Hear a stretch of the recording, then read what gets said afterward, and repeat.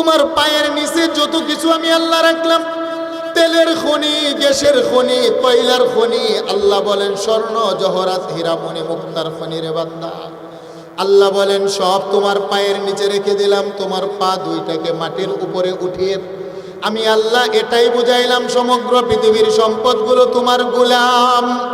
একমাত্র মানুষ তোমরা হলে আমি আল্লাহর গোলাম, কারণ আমি আল্লাহ তোমাদেরকে সৃষ্টি করেছি তোমাদের জবানের ডাক শোনার জন্য। আল্লাহু আকবার বলেন না। আরে তোমার মা যেদিন তোমাকে ভূমিষ্ঠ করেছিল তোমার জবান ছিল, তোমার জবানের মধ্যে কোনো ভাষা ছিল না। বান্দা তোমার দুইটা হাত ছিল বড় দুর্বল, ধরার মতো ক্ষমতা ছিল না। তোমার দুইটা পা ছিল বটে, পা গুলা বড় দুর্বল ছিল, দাঁড়ানোর মতো ক্ষমতা ছিল না। তোমার দেমাগ ছিল, দেমাগের ভিতরে কোনো চিন্তা গবেষণার শক্তি ছিল না। তোমার দেহ ছিল দুর্বল, তোমার দেহের ভিতরে বান্দারে কোনো যৌবনার শক্তি ক্ষমতা ছিল না। আমি তোমার কেমন মালিক? আল্লাহ আর রহমান আল্লামাল কুরআন খালাকাল ইনসানা আল্লামাহুল বায়ান। আল্লাহ বলেন বান্দারে আমি রব্বে কারিম তোমার কুচি জবানের ভিতরে ধীরে ধীরে আস্তে আস্তে তোমাকে জবানে ভাষা শিখাইলাম। আল্লাহু আকবার বলেন না। আরে আমার দেওয়া জবান দিয়ে মারে ডাকো, তোমার মার কলিজা ঠান্ডা হয়। আমার দেওয়া জবান দিয়ে তোমার বাবাকে ডাকো, তোমার বাবা বড্ড খুশি হয়। আমার দেওয়া জবান দিয়ে বন্ধুকে ডাকলে বন্ধু বড় খুশি হয়। আমার দেওয়া জবান দিয়ে প্রিয়তমা বিবিকে ডাকলে তোমার বিবি বড় খুশি হয়। আমার দেওয়া জবান দিয়ে নেতা নেত্রীকে স্যার স্যার বলে ডাকলে তারাও বড় খুশি হয়। মা গাররাকা বিরব্বিকাল কারীম। আল্লাহ বলেন গোলাম কেন আমাকে তুমি পর বানাইলা?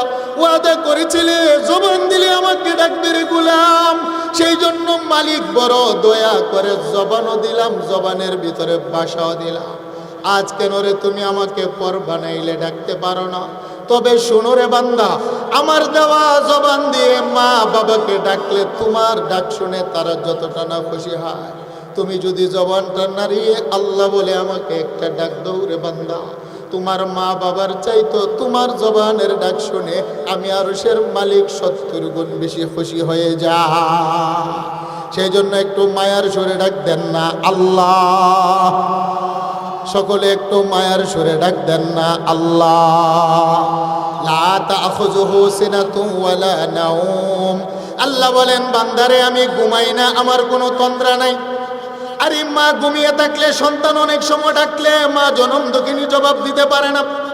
বাবা ঘুমিয়ে থাকলে অনেক সময় সন্তান ডাক দিলে রাত্রের বেলা বাবা অনেক সময় টের পায় না। বন্ধুটা যদি অনেক সময় ঘুমিয়ে থাকে বন্ধু বন্ধুকে ডাকলে অনেক সময় জবাব দিতে পারে না। আল্লাহ বলেন গোলাম আমি তোমার কেমন মালিক? আমার কোনো গুম নাই, আমার কোনো তন্দ্রা নাই রে বান্দা। তুমি সুখে হও দুঃখে হও, সুস্থ হও অসুস্থ হও, পৃথিবীর যে কোনো প্রান্ত থেকে জবানটা নাড়িয়ে আমাকে ডাক দেওয়ার জন্য চিৎকার দিতে হয় না। আমাকে ডাকার জন্যে উঁচু জায়গায় দাঁড়াতে হয় না। আমাকে ডাকার জন্যে কাউকে বান্দা সাক্ষীও রাখতে হয় না। মনে মনেও যদি আমাকে আল্লাহ বলে একটা ডাক দাও, তুমি ডাক দিবে একবার, আমি আল্লাহ জবাব দেই 70 বার। সুবহানাল্লাহ বলেন না, আরেকটু জোরে বলেন না আল্লাহু আকবার। মা গাররাকা বিরব্বিকাল কারীম। আল্লাহ বলেন মানুষ এমন দয়াময় মালিক থেকে কেন তুমি গাফিল হয়ে গেলে? আমি আল্লাহ দৈনিক 5 বার তোমাকে ডাকি আমার কদমে সেজদা দেওয়ার জন্যে, তারপরও তুমি আমার ডাকে জবাব দাও না। আমি মালিক তোমাকে ডাকি আমার কদমে সেজদা দিয়ে সুবহান বলে ডাক দেওয়ার জন্যে, বান্দা তুমি তারপরও সময় খুঁজে পাও না। তারপরও আমি মালিক তোমার উপরে রাগ আর গুসা করে দরজা বন্ধ করি না, তোমাকে একবেলা খাবারও বন্ধ করি না। তোমাকে গরমের সময় ঠান্ডার ব্যবস্থা করি, ঠান্ডার সময় তোমাকে গরমের ব্যবস্থা করি আমি মালিক। তারপরও তোমার উপরে রাগ আর গুসা হয়ে রিজিক বন্ধ করি না। আরে মা যে মা জন্ম দিয়েছে, সন্তান অনেক সময় অপরাধ করলে জন্মদাত্রী মাই বলে তুই আমার ছেলে না। যেই বাবা আমাকে জন্ম দিয়েছেন বাবার সাথে অপরাধ করলে অনেক সময় বাবা রাগ হয়ে বলে তুই আমার ছেলে না। স্ত্রী অপরাধ করলে স্বামী রাগ হয়ে বলে 3 তালাক দিলাম, বাবার বাড়িতে চলে যাও। বন্ধুর সাথে বন্ধুর রাগ আর গুসা হলে বন্ধুত্বের সম্পর্ক ছিন্ন হয়ে যায়। নেতা নেত্রী স্বার্থে আঘাত করলে তারাও কর্মীকে দল থেকে বহিষ্কার করে। সমাজের সাথে রাগ আর গুসা করলে, স্বার্থে আঘাত করলে সমাজ থেকে বাদক করা হয়। রাষ্ট্রের স্বার্থে আঘাত করলে রাষ্ট্রদ্রোহিতা মামলা দিয়ে বের করে দেওয়া হয়। আল্লাহ বলেন, গোলাম তোমাকে এত নিয়ামত দিলাম, তারপরও মালিক তোমাকে 5 বার ডেকে আমি পাই না, তারপরও মালিক তোমাকে তারাই না রে। কারণ আমি জানি মা তাড়িয়ে দিলে বাবার কোলে আশ্রয় পাওয়া যায়, বাবা তাড়িয়ে দিলে মায়ের কোলে আশ্রয় পাওয়া যায়, মা বাবা সন্তানকে তাড়িয়ে দিলে সমাজের কাছে আশ্রয় পাওয়া যায়, সমাজ তাড়িয়ে দিলে রাষ্ট্রের কাছে আশ্রয় পাওয়া যায়, রাষ্ট্র তাড়িয়ে দিলে ভিন্ন রাষ্ট্রে আশ্রয় পাওয়া যায়।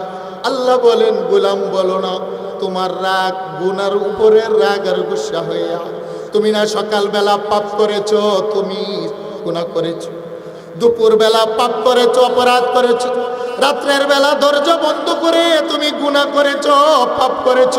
পৃথিবীর কেউ যদিও তোমার পাপের খবর জানে না, দেখে না, আমি মালিক জানি, দেখি রে বান্দা। তারপরও রহমতের চাদর দিয়া ডাইকা রাইখা আমি মালিক অপেক্ষা করি রে গোলাম, আমি মালিক তোমার জন্য অপেক্ষা করি। কারণ রাগ আর গুসা হয়ে যদি তোমাকে তাড়িয়ে দেই, বলো না কে তোমাকে আশ্রয় দিবে রে বান্দা। কারণ 7টি আকাশের মালিকও আমি আল্লাহ, 7টি জমিনের মালিকও আমি আল্লাহ। আল্লাহু আকবার বলেন। মা গাররাকা বিরাব্বিকাল কারীম, আমি দয়াময় মালিক, তোমার পাপ জানার পরও বান্দা তোমার জন্য দরজা বন্ধ করি না।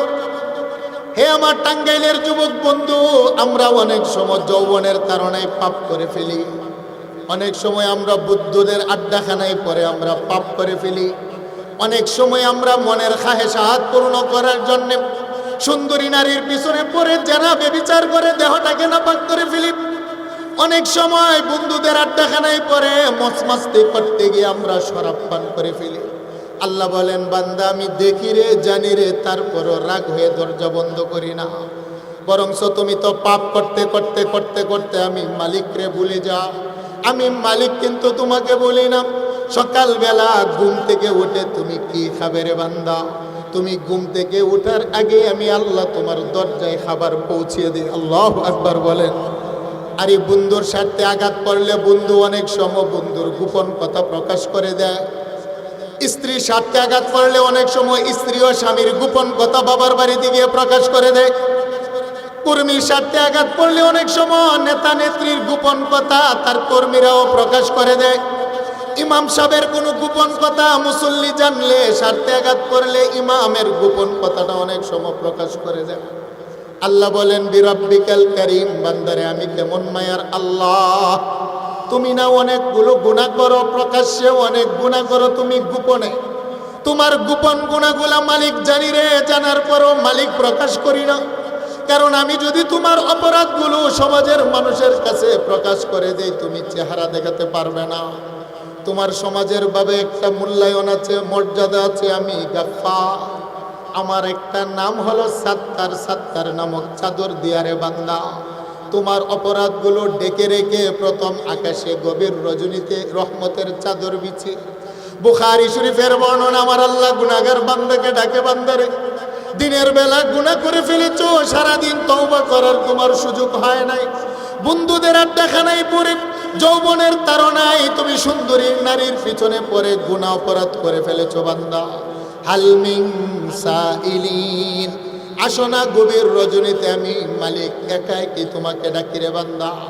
যেই সময় আকাশের পাখিগুলোও তার বাসার মধ্যে ঘুমিয়ে থাকে, রাস্তার বেওয়ারিশ কুকুরগুলো আপন আপন জায়গার মধ্যে ঘুমিয়ে থাকে, সমাজের হাজারো মানুষ আরামের বিছানার মধ্যে যখন ঘুমের ঘরে নিমজ্জিত থাকে, আল্লাহ পাক প্রথম আকাশে এসে গুনাহগার বান্দাকে লক্ষ্য করে বলে, হাল মিন তাইবিন, আসনি কোন গুনাহগার বান্দা? দিনের বেলা তোমার হাত দিয়ে গুনাহ করেছো, তোমার জবান দিয়ে গুনাহ করেছো, তোমার লজ্জাস্থান দিয়ে গুনাহ করেছো, তোমার পা দিয়ে গুনাহ করেছো, উলঙ্গপনা দেখতে গিয়ে চোখ দিয়ে গুনাহ করেছো, গান বাদ্য শুনতে গিয়ে কান দিয়ে গুনাহ করেছো রে বান্দা।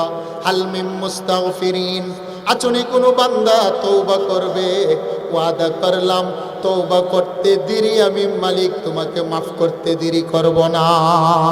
আর একটু জোরে বলেন না আল্লাহু আকবার। কারণ মানুষ যখন সকালবেলা পাপ করে তার পাপের কারণে জাহান্নামের আগুন জ্বলে, মানুষ যখন দুপুরবেলা পাপ করে গুনাহ করে তার গুনাহের কারণে জাহান্নামের আগুন জ্বলে বাবা।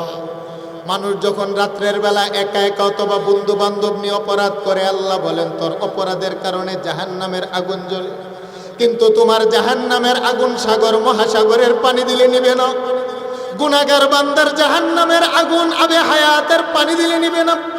গুনাহগার বান্দা বান্দির জাহান্নামের আগুন রাসূল বলেন আমার হাতে জমজমের পানি দিও আল্লাহ পাক নিভাবেন না। কি দিয়ে নিবে জানো রে বান্দা? আইনুন বাকাত মিন খাশিয়াতিল্লাহ। তুমি অপরাধ করার পরে অপরাধের কথা স্মরণ করে তোমার চোখ থেকে যদি 2 ফোঁটা পানি বের করে তওবা করতে পারো। রাজা মহারাজার সন্তান হারিয়ে গেলে 12 বছর পরে হারানো সন্তান খুঁজে পেয়ে রাজা যতটা না খুশি হয় রে বান্দা, আমার একটা গুনাহগার বান্দা বান্দি গুনাহ করতে করতে করতে করতে যদি দূরে চলে যায়, অতঃপর তওবা করে 2 ফোঁটা চোখের পানি ফেলা, আমি মালিকের দরবারে এসে যদি বলে মালিক অপরাধ করেছি, রাসূল বলেন আইনুন বাকাত মিন খাশিয়াতিল্লাহ। তোমার 2 ফোঁটা চোখের পানি চোখ থেকে বের হয়ে নাকের ডগার মধ্যে আসতে দেরি আমার আল্লাহ গুনাহগার বান্দার জন্য 7টি জাহান্নামের আগুন নিভাতে দেরি করে না। একটু মায়ার সুরে ডাক দেন না আল্লাহ, আর একটু মায়ার সুরে ডাক দেন না আল্লাহ। তাহলে বলেন হাজারো পাপ করার পরে যিনি মাফ করে দেন তিনি কে? হাজারো অপরাধ করার পরও যিনি দরজা বন্ধ করে না বলেন না তিনি কে? হাজারো অপরাধ জানার পরে যিনি প্রকাশ করে না, লুকিয়ে রাখেন, গোপন করে রাখেন, আওয়াজ দিয়ে বলেন না তিনি কে? আর এই বন্ধুর সাথে বন্ধুর আঘাত যদি স্বার্থে আঘাত করে তার বাড়ি থেকে দূরে চলে যা। স্ত্রী আর স্বামীর সাথে যদি ঝগড়া হয় একজন আরেকজনের কাছ থেকে জুদা হয়ে যায়। যদি সমাজের ভিতরে একজন আরেকজনের সাথে অপরাধ হয়, একজন আরেকজনের চেহারা দেখতে চায় না। আল্লাহ বলেন তুমি এই পরিমাণ অপরাধ করো, বান্দা গুনাহ করো, আমি মালিক জানি রে, তারপরও তোমার রিজিক বন্ধ করি না। আমি মালিক তোমার অপরাধের কথা স্মরণ রেখে রাগ আর গুসা করি না, অভিমান করি না। আরে বান্দা দেখো না তুমি যে একটা ভুট্টার দানা মাটির মধ্যে ফেলে আসো, আমি মালিক বরংস তোমার দানা থেকে তোমার রিজিক তৈরি করি কিভাবে জানো নি? وأنزلنا من السماء ماء আল্লাহ বলেন সাগর মহাসাগরের পানিগুলোকে বাষ্প করে আকাশের মধ্যে উঠিয়ে সেইগুলোকে মেঘমালা বানাই, মেঘের খণ্ডগুলোকে বাতাসের মাধ্যমে তোমাদের জমিনের উপরে বৃষ্টির মতো বর্ষণ করি। বৃষ্টির পানিগুলো যখন তোমাদের জমিনের মাটি চুষে খায়, জমিনের ভিতরে উর্বরতা সৃষ্টি দান করি। তুমি না বিকালবেলা একটা ভুট্টার দানা মাটির মধ্যে রোপণ করেছো বান্দা গুনাহগার, তোমার দানার ভিতরে পাতা ছিল না, ফুল ছিল না, কলি ছিল না, ডাল ছিল না, শাখা ছিল না, কিছুই ছিল না রে বান্দা। আমি নূরের ফেরেশতা পাঠিয়ে একটা ভুট্টার দানা, মিষ্টি কুমড়ার দানা, একটা আমের বটা, একটা কাঁঠালের দানা, সেটার মুখ চিরে 2টা সবুজ পাতা দিয়ে একটা গাছ সৃষ্টি করি। গাছের ভিতরে আমি আল্লাহ কাণ্ড বানাই, কাণ্ডের ভিতরে ঢাল বানাই, ডালের ভিতরে শাখা বানাই, শাখার ভিতরে আমি আল্লাহ ফুল বানাই, ফুলের ভিতরে কুলি বানাই, কুলির ভিতরে ফল বানাই। তোমার গাছের কাঁচা আমটাকে পাকানোর জন্যে পূর্ণিমার চাঁদের কিরণের ব্যবহার করি, তোমার গাছের ফলের ভিতরে মিষ্টতা ঢুকানোর জন্যে সকালবেলা পূর্বে দিগন্তে কিরণের ব্যবহার করি। বলেন কে করেন? আর একটু জুড়ে বলেন কে করেন? আল্লাহ বলেন এত সুন্দর করে একটা বটা রোপণ করেছিলে, সেখান থেকে হাজারো দানা যিনি বানান তিনি কে? একটি সরিষার দানা থেকে লক্ষ দানা যিনি সৃষ্টি করেন, আওয়াজ দিয়ে বলেন তিনি কে? একটি ভুট্টার দানা থেকে হাজারো দানা যিনি সৃষ্টি করে, আওয়াজ দিয়ে বলেন তিনি কে? মা গররাকা বিরাব্বিকাল কারীম। এমন দয়াময় মালিক যিনি হাজার অপরাধ করার পরেও বান্দা প্রতি অভিমান রাখেন না, বরং সেই পরিমাণ নিয়ামত তোমাকে দেন একমাত্র তোমার জবানের ডাক শোনার জন্য। বলেন না আল্লাহু আকবার। তাহলে আমাদের জবানের মালিককে আরেকটু জুড়ে বলেন, দুইটা হাত নাড়া দেন, হাত নাড়া দেন, একটু উঠান উঠান, দুইটা হাত নাড়া দেন, নারায়ে তাকবীর। একটু জোরে বলেন নারায়ে তাকবীর। আল কোরআনের আলো, আল হাদিসের আলো, হাদিস কোরআন যেখানে, নারায়ে তাকবীর। জি, দুইটা হাত নামান, একটু জিকির করেন লা ইলাহা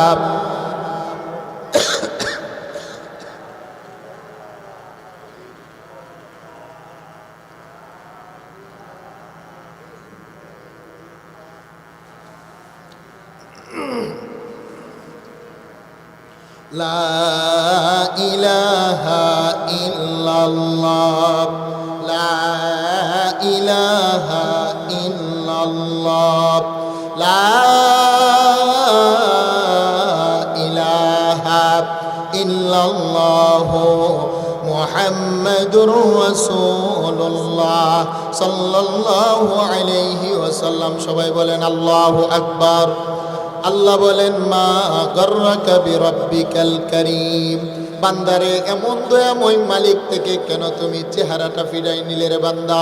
ওয়াদা করেছিলে জবান দিলে ডাকবে, জবান দিলাম কিন্তু তুমি তো ডাকো না। ওয়াদা করেছিলে কপাল দিলে সেজদা দিবে, কিন্তু বান্দা কি হলো? দৈনিক 5 বার তোমাকে ডাকি, ফজর বেলা ডাকলাম তোমাকে আমার ঘরে পায় নাই, দুপুর বেলাও ডাকলাম তোমাকে পায় নাই, বিকাল বেলা ডাকলাম তারপরও তোমাকে পায় নাই, রাত্রের বেলাও তোমাকে ডাকলাম তারপরও পায় নাই। বান্দা জাননি আমি মালিক বড় ভালোবেসে তোমার কপালটা বানিয়েছি, কারণ গোটা জগৎ বানাতে আমি আল্লাহ আমার মায়ার হাত দিয়া বানাই নাই, কেবলমাত্র জবানের কোন নামক শব্দ দ্বারা সৃষ্টি করেছি।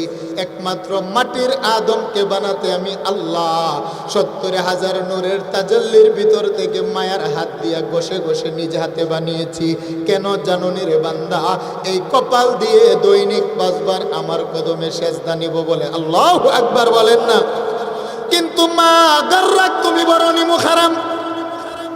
আমার দেওয়া আলু বাতাস জমিন পানি সবকিছু বক্ষণ করার পরও বান্দারে তুমি মালিক বলে যাও।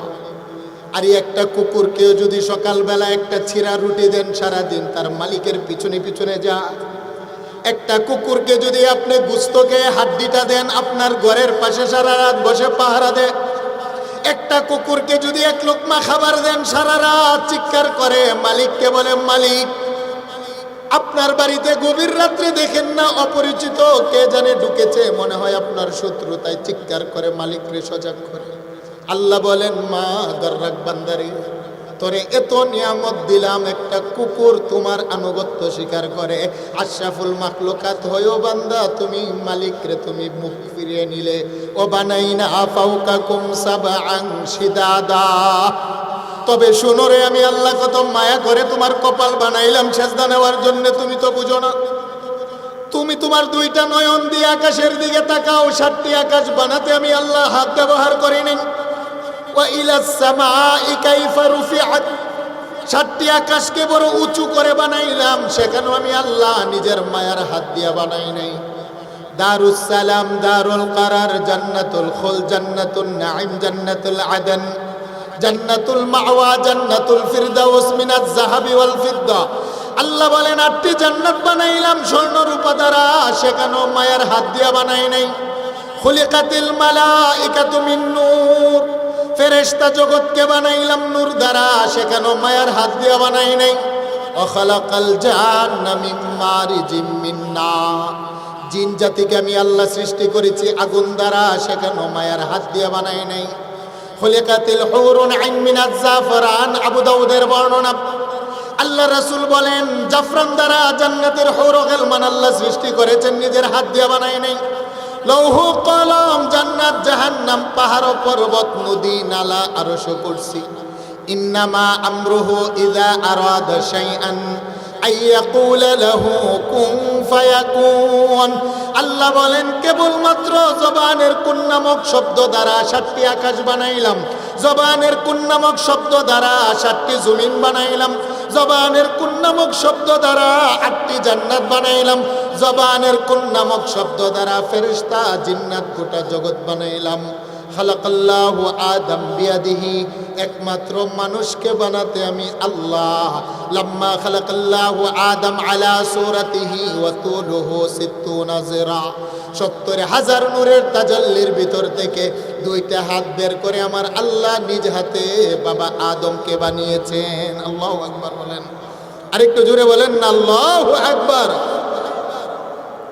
জিব্রাইল আমার মালিককে ডেকে বলে, আল্লাহ আমাকে বানাইলেন জবানের শব্দ দ্বারা, মায়ার হাত দিয়ে বানান নাই, কিন্তু আদমকে বানাচ্ছেন আপনি হাত দিয়ে। আল্লাহ ফেরেশতাকে সৃষ্টি করেছেন জবানের শব্দ দ্বারা, মায়ার হাত দিয়ে বানান নাই। গোটা জগৎটাকে সৃষ্টি করেছেন জবানের কোন নামক শব্দ দিয়ে। যেই মাটির আদম সকালবেলা গুনাহ করবে, দুপুরবেলা তার গুনার কথা ভুলে যাবে।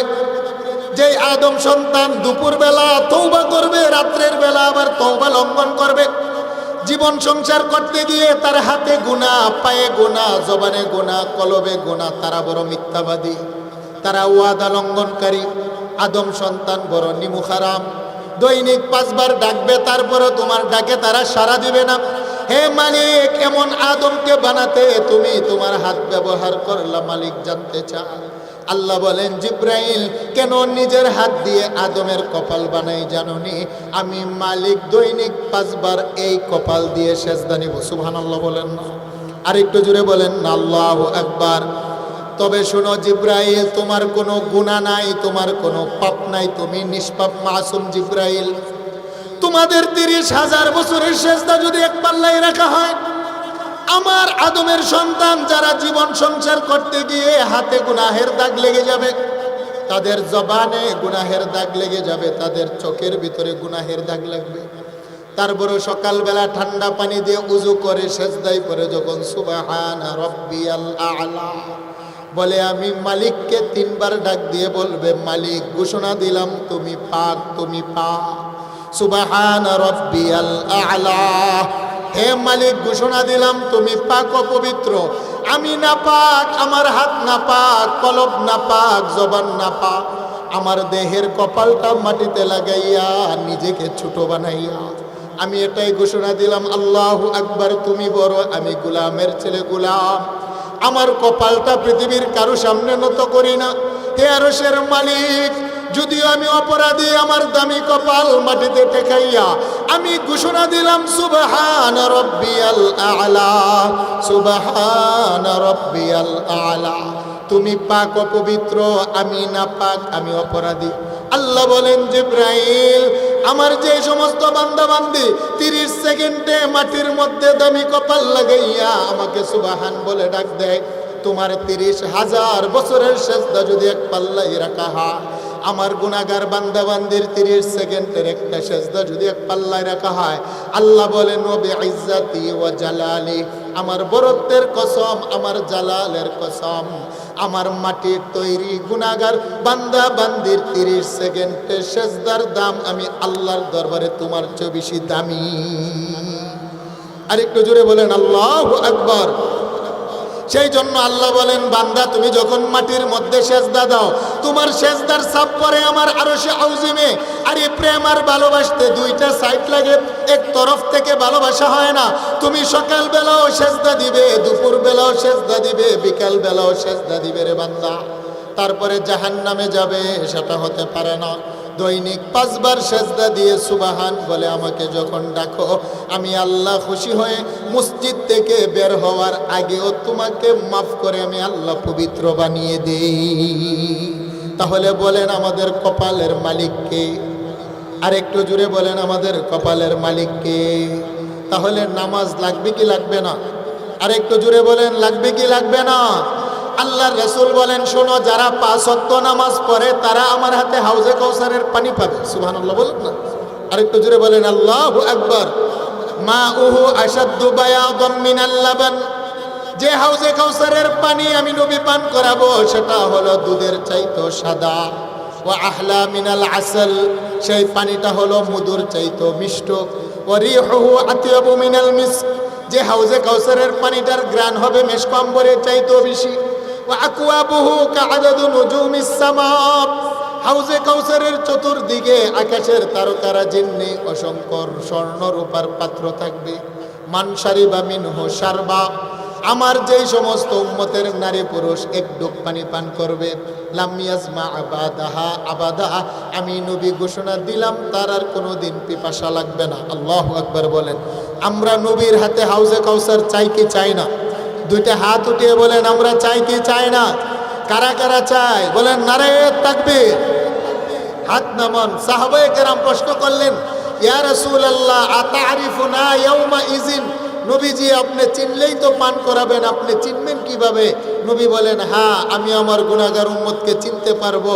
তুরিদুনা আলাইয়া গুররাম মুহাজ্জালিনা মিন আসারিল উযু, আমার উম্মতের নারী পুরুষ যারা সকালবেলা উযু করে, চার পরজে প্রথম চেহারা দৌত করে, তারপরে হাত দৌত করে, তারপরে মাথা মাসে করে, তারপরে পায়ের টাকনো পর্যন্ত দৌত করে। পৃথিবীতে যত জায়গায় উজুর পানি লাগবে, আকাশের পূর্ণিমার চাঁদের গায়ে কালো কালো দাগ আছে, কিন্তু আমার উম্মতের যাদের চেহারায় উজুর পানি লাগবে এত সুন্দর চেহারা হবে, পূর্ণিমার চাঁদের চাইতো আমার উম্মতের চেহারা কোটি গুণ বেশি উজ্জ্বল হয়ে যাবে। সুবহানাল্লাহ বলেন। তাহলে বলেন যুবক বন্ধুরা, উজু করে কারা? ফুটবল খেলে যারা, উজু করে কারা? ক্রিকেট খেলে যারা, উজু করে তারা, নামাজ পড়ে যারা, আর নামাজ পড়ে যারা নবীর হাতে হাউজে কাউসার পাবে, তাহলে আমাদের নামাজ লাগবে কি লাগবে না? এই যে মসজিদের জন্য কালেকশন হচ্ছে, মসজিদ দেওয়ার উদ্দেশ্য কি বলেন? মিটিং করা, মিছিল করা, সমাজের বিচার করা। তো মসজিদ কেন দেয়? আরেকটু জোরে বলেন কেন দেয়? মসজিদ কিসের জায়গা? সেজদার জায়গা, এটাকে বলা হয় মসজিদ। মসজিদ দেওয়ার উদ্দেশ্য হলো সমাজের মানুষ সেজদা দিবে, মসজিদ দেওয়ার উদ্দেশ্য হলো নামাজ হবে। এই সমস্ত ওয়াজ মাহফিলগুলো ওয়াজ করার উদ্দেশ্য হলো আমাদের যুবকগুলো যেন ইয়াবা ট্যাবলেট না খায়। বলেন ঠিক না বেঠে? আমাদের যুবকগুলো যেন ফেন্সিডিল না খায়, আমাদের মুসলিম যুবকগুলো যেন গাঁজা না খায়, আমাদের যুবক মুসলিমগুলো যেন জুয়া না খেলে, আমাদের যুব মুসলিমগুলো যেন নারীর পিছনে পড়ে জেনা ব্যভিচার করে পবিত্র দেহটাকে নাপাক না করে। আমাদের মুসলিম যুবকের একটা সেজদার বড় দাম আছে। আল্লাহর রাসূল বলেন, আমার উম্মতের একজন যুবকের যৌবন বয়সের সেজদা বৃদ্ধকালে 70টি সেজদার চাইতো আল্লাহর দরবারে বেশি মূল্য রাখে। সুবহানাল্লাহ বলেন না? তাহলে মসজিদ দেওয়ার মূল উদ্দেশ্য হলো আমাদের সমাজের যুবকগুলো নেশা মুক্ত হবে। কি বলেন ঠিক না বেঠিক? তারা আল্লাহওয়ালা হবে, নামাজওয়ালা হবে। আল্লাহ পাক তৌফিক দান করে, সকলে বলেন আমিন। তাহলে এক নাম্বার বিষয় বললাম, আমাদের জবানের মালিক, কথা বলেন না, জবানের মালিক, আমাদের সেজদার মালিক আল্লাহ। দ্বিতীয় আরেকটা বিষয় আপনাদেরকে বলি, আমরা যারা বর্তমানে দুনিয়াতে আছি, কথা বলেন, একসময় আমরা ছিলাম। আরেকটু জুড়ে বলেন। বর্তমানে আপনি যে বাড়ির মালিক, এই বাড়ির মালিক ছিল আপনার বাবা, আপনার বাবার আগে এই বাড়ির মালিক ছিল আপনার দাদা, আপনার দাদা মারা যাওয়ার আগে এই বাড়ির মালিক ছিল আপনার বাবার দাদা। আমি জানতে চাই, টাঙ্গাইলের মানুষ বলেন না, আপনার দাদারও একজন দাদা আছে, কি বলেন, আছে না নাই? আপনাদের নাই, আমাদের আছে। আপনাদের আছেনি? আচ্ছা, আপনার দাদার দাদার নাম কি জানেন? জানেন না? তার চেহারা কেমন জানেন? তার নাকটা কেমন ছিল? গালটা কেমন ছিল? তাকে দেখতে কেমন ছিল? কোনো কল্পনা করা যায়? তার কবরটা কোথায়? কল্পনা করা যায়? তাহলে বোঝা গেল তিনিও এক সময় সমাজে ছিলেন। রাস্তা দিয়ে হাঁটলে হাজারো মানুষ ভয় পেয়ে রাস্তা ছেড়ে দিত। তিনিও সমাজের এক সময় বিচারক ছিলেন, তিনিও সমাজের এক সময় মুরল ছিলেন, তিনিও সমাজকে ভালোবেসে বিঘার বিঘার সম্পত্তি জুড়িয়েছেন। আজকে তার চেহারাও আমাদের স্মরণ নাই, তার নামটাও আজকে আমাদের স্মরণ নাই, এমনকি তার কবরটা কোথায় সেটার চিহ্ন সমাজে নাই। আমি আর আপনি এক সময় দুনিয়াতে চলে যাব, যাওয়ার পরে আমার সম্পদের মালিক হবে আমার সন্তান, আমার সন্তান মারা যাওয়ার পরে সম্পদের মালিক হবে আমার নাতি, আমার নাতি মারা যাওয়ার পরে সম্পদের মালিক হবে তার ছেলে। 4 প্রজন্মের পরে আমার নাম যে আব্দুর রহমান তারা জানবে না, আমার চেহারা কেমন ছিল তারা বুঝবে না, আমার কবরটা কোথায় ছিল তারা কোনোদিন কল্পনাও করবে না। আমার লাশটার কাছে গিয়ে একদিন জানাজার সে যে জিয়ারত করতে হবে সেটা কোনোদিন সে গুরুত্ব দিবে না। তাহলে বুঝা গেল এই দুনিয়া হলো মুসাফির খানা, যারাই পৃথিবীতে আসে সবাই চলে যায়, কিন্তু দুনিয়াতে কেউ থাকতে পারে? আর একটু জুড়ে বলেন, থাকতে পারে? कैसे कैसे खूबसूरत रानिया शहजादिया, कैसे कैसे खूबसूरत रानिया शहजादिया, तन बदन सब गल गई है शक्ल सूरत क्या हुई। হে আমার গোপালগঞ্জের, হে আমার টাঙ্গাইলের যুবক বন্ধু, আপনার চাইতো বড় সুন্দর সুদর্শন রাজা মহারাজার ছেলে দুনিয়াতে ছিল। ইতিহাস পড়লে যেটা পাওয়া যায়, তাদের দেহ ছিল 10 হাত লম্বা, প্রিন্সের মতো চেহারা। রাস্তায় বের হলে রাজা মহারাজাদের মেয়ে ছেলেদেরকে দেখার জন্য মানুষ এক পলক তাকিয়ে থাকতেন। কিন্তু জান্নাতকে তাদের কবরের পাশে গিয়ে দেখবেন, কবরের মাটি তাদের দেহের কাফনের কাপড় খেয়ে ফেলেছে, কবরের মাটি তাদের দেহের হাড্ডি খেয়েছে, কবরের মাটি তাদের দেহের গোশত খেয়েছে, কবরের মাটি তাদের দেহের চামড়া খেয়েছে। রাজা মহারাজা, রানী মহারানী, তাদের কবরের কোনো অস্তিত্ব পাওয়া যায়? আরেকটু জুড়ে বলেন, পাওয়া যায়? আল্লাহ বলেন, কুল্লু নাফসিন যায়িকাতুল মাউত, বান্দারে মরণ হবে, মরণ হবে, মরণ। হাইয়ুন লা ইয়ামুত, একজনের মরণ নাই, ধ্বংস নাই। আওয়াজ দিয়ে বলেন, তিনি কে? একমাত্র আল্লাহ। আল্লাহু আকবার বলেন। রাজারও মরণ হবে, প্রজারও মরণ হবে। সেই জন্যই তো কবরের মাটি জগতের মানুষকে উদ্দেশ্য করে ডাকে, জগতের মানুষ শোনো, তুমি যে বাড়িতে আছো এটা তোমার বাড়ি নয়, কারণ এই বাড়ির মালিক ছিল তোমার বাবা। তোমার বাবাকেও আমি কবরের মাটি ছাড়ি নাই। এই বাড়ির মালিক ছিল তোমার মা, তোমার মাকেও আমি কবর ছাড়ি নাই। তোমার বাবাও আমার পেটের ভিতরে আসতে হয়েছে, তোমার মাও আমি কবরের পেটের ভিতরে আসতে হয়েছে। আমি কবর হলাম তোমার আসল বাড়ি। তবে আমার বাড়িটা কেমন শোনো, আনা বাইতুত তুরাব। কবর বলে, আমি হলাম তোমার একটা মাটির ঘর। আমার ডানের দেয়ালটা মাটি রে, আমার বামের দেয়ালটা মাটি, আমার সামনের দেয়ালটা মাটি, আমার পিছনের দেয়ালটা মাটি। আনা বাইতুল ওয়াহদাতি, যেদিন তুমি মারা যাবে তোমার আপনজনেরা বড়ই পাতার গরম জল দিয়ে গোসল করিয়ে 3 টুকরা কাফনের কাপড়, যেই কাপড়ের ভিতরে সেলাই লাগে না, যেই কাপড়ের ভিতরে কোনো পকেট হয় না, নাকে মুখে তুলা ঢুকিয়ে মসজিদের 4 পেয়ালা পালকিতে করে কবরের ভিতরে রেখে চলে যায়। কবর বলে, আনা বাইতুল ওয়াহদাতি, আমি কবরের ভিতরে তোমার মাও আসবে না, তোমার বাবাও আসবে না, তোমার আপন বন্ধু স্ত্রী নেতা নেত্রী কেউ আসবে না।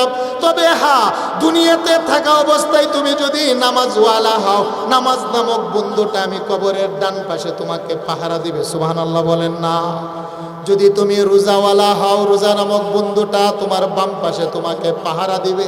তুমি যদি কোরআনওয়ালা হও, কোরআন মতে যদি নিজের জীবন যাপন করো, যদি নবীর সুন্নতওয়ালা হও, তুমি যদি সত্যবাদী হও, তুমি যদি আম্মা আব্বার খেদমত করনেওয়ালা হও, তোমার মা বাবার খেদমতগুলো তোমার কবরের পাশে তোমাকে পাহারা দিবে। তুমি যদি আল্লাহর ঘর মসজিদকে নির্মাণ করো বান্দা, ঘাম জড়ানো টাকা দিয়ে, পয়সা দিয়ে, শ্রম দিয়ে, বুদ্ধি দিয়ে, পরামর্শ দিয়ে আল্লাহর জন্য জমিনে যদি একটা ঘর নির্মাণ করো রে বান্দা, তোমার দান ও খয়রাতগুলো তোমার পায়ের পাশে এসে দাঁড়িয়ে তোমাকে পাহারা দিবে। সুবহানাল্লাহ বলেন না। আনা বাইতুল ওয়াহদাতি, আমি কবর হলাম একটা পোকামাকড়ের ঘর। লাশটাকে যখন দাফন করা হয় 7 দিনের দিন তার চোখের পুতুলের ভিতরে কবরের পোকা খাইতে আরম্ভ করে। 14 দিনের দিন তার লিভারগুলো বাবা ফুলে ফেটে যায় পছন্দরে। 21 দিনের দিন তার হাড্ডির মজ্জার ভিতরে কবরের ছোট্ট ছোট্ট পোকা খেতে আরম্ভ করে। কবর বলে, শোনো, আমি তোমার কাফনের কাপড়ও খাই, আমি তোমার দেহের হাড্ডি খাই। কবর বলে, আমি মাটি তোমার দেহের চামড়া খাই।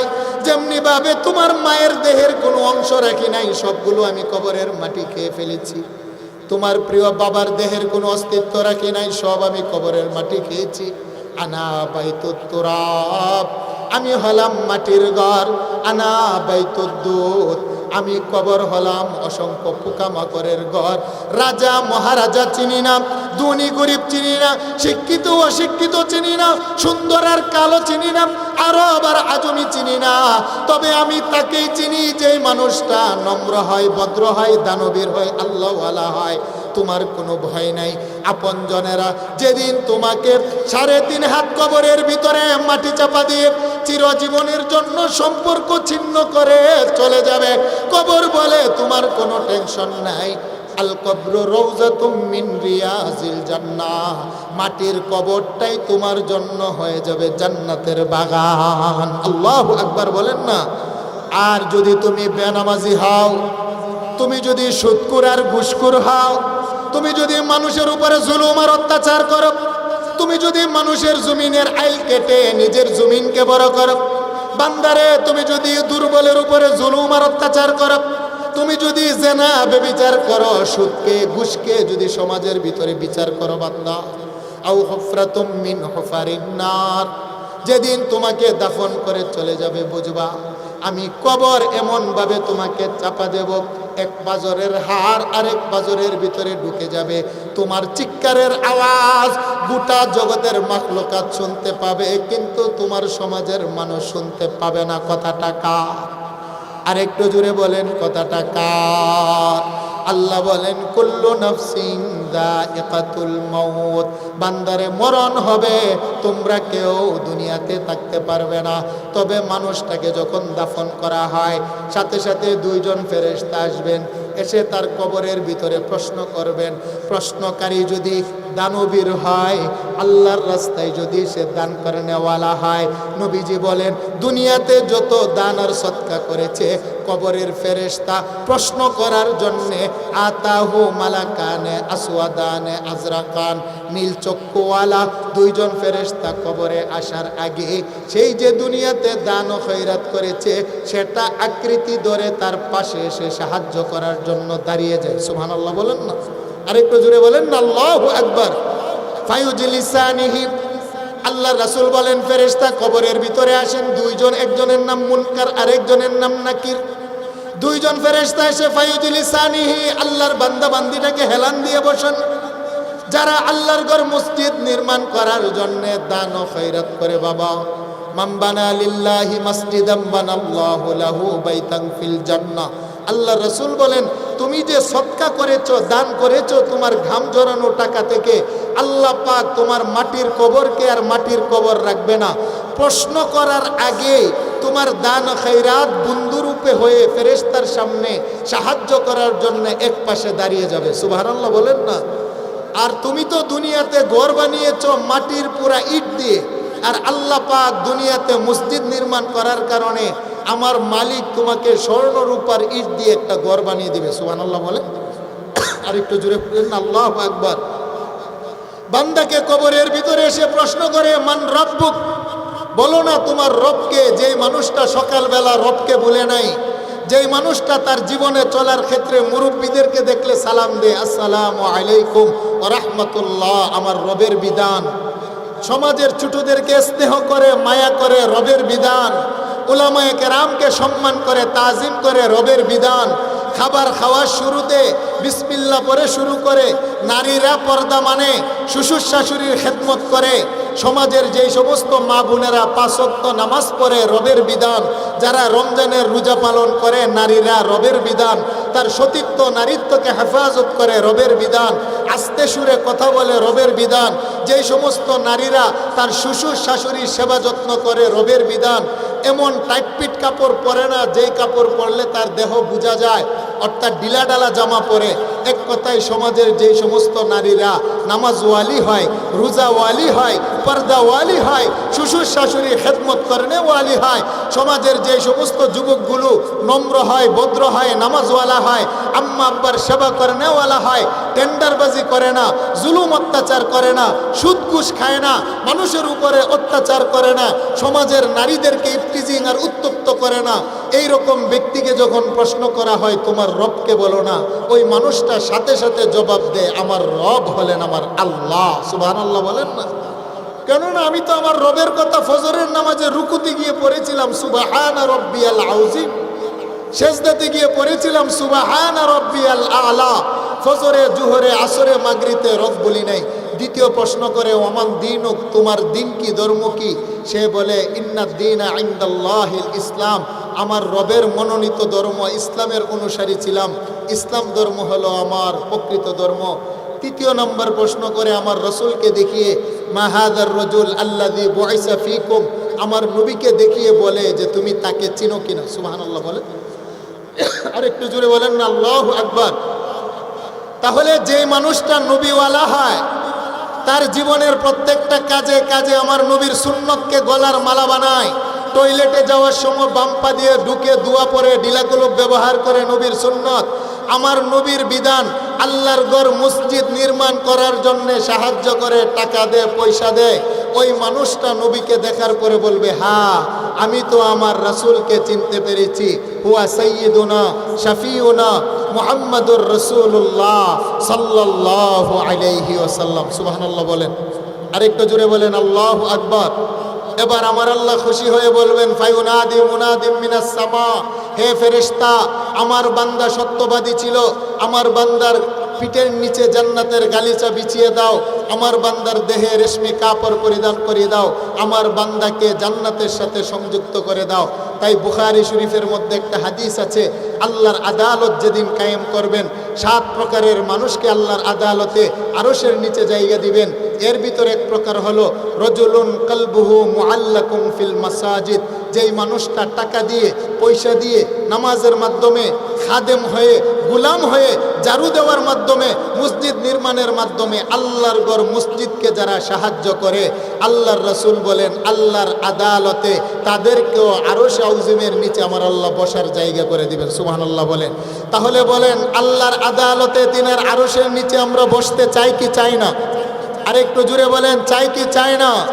মান জাআ বিল হাসানা ফালাহু আশরু আমসালিহা। আল্লাহ বলেন, যদি পৃথিবীর কোনো বান্দা বান্দি আমার মসজিদের জন্য 1 টাকা দান করে, বান্দা তুমি গোলাম হয়ে আমাকে দিবে 1, আমি আল্লাহ বাদশা হয়ে 1-এর বদৌলতে তোমাকে দিব 10 গুণ। সুবহানাল্লাহ বলেন। মানুষ মারা গেলে সমস্ত দরজা বন্ধ হয়ে যায়, 3টা আমলের দরজা চালু থাকে।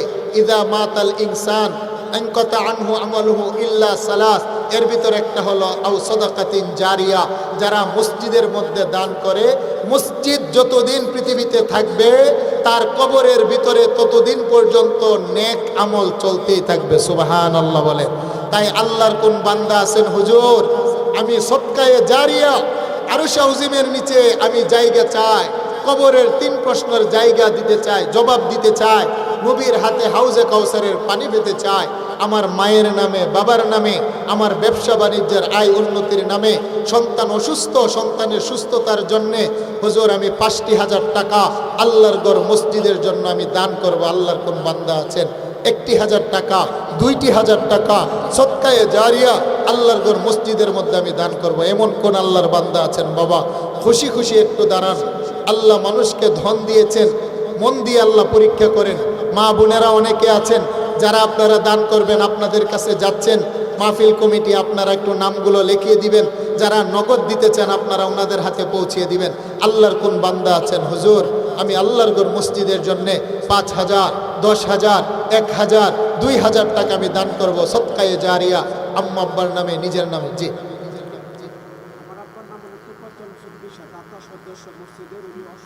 জি জি, আচ্ছা 30,000 টাকা না? আচ্ছা, মসজিদের সম্মানিত দাতা সদস্য নাম কি বললেন? জনাব তোফাজ্জল হোসেন বিশ্বাস সাহেব, তিনি 30,000 টাকা, সকলে বলেন মারহাবা, আল্লাহ কবুল ও মঞ্জুর করেন, সকলে বলেন আমিন।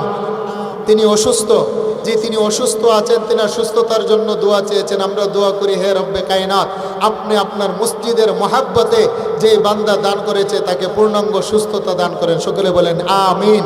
ওনার পরিবার পরিজন যারা অন্ধকার কবরে চলে গেছেন তাদের কবরগুলোকে আপনি জান্নাতের বাগান বানিয়ে দেন, সকলে বলেন আমিন। আর কে আছেন? জি জি জি,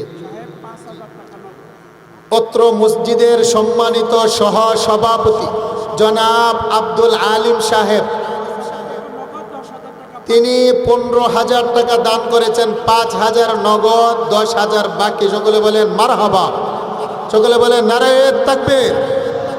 যে আল্লাহ সুবহানাহু ওয়া তাআলা তিনার দানকে কবুল করেন, 1000 কোটি টাকার বরকত দান করেন। জি জি, নাম কি ওনার? জি, বিএচি জনাব মুয়াজ্জিন সাহেব, তিনি 5,000 টাকা দান করেছেন, সকলে বলেন মারহাবা। আল্লাহ কবুল ও মঞ্জুর করেন, দানের খবর সোনার মদিনা পৌঁছিয়ে দেন, ওনার পরিবার পরিজন যারা অন্ধকার কবরে গেছে জান্নাতের টুকরা বানিয়ে দেন। আল্লাহ হায়াতে রিজিকে সুস্থতায় আপনার বরকত দান করে, সকলে বলেন আমিন। আব্বাজানেরা আর কে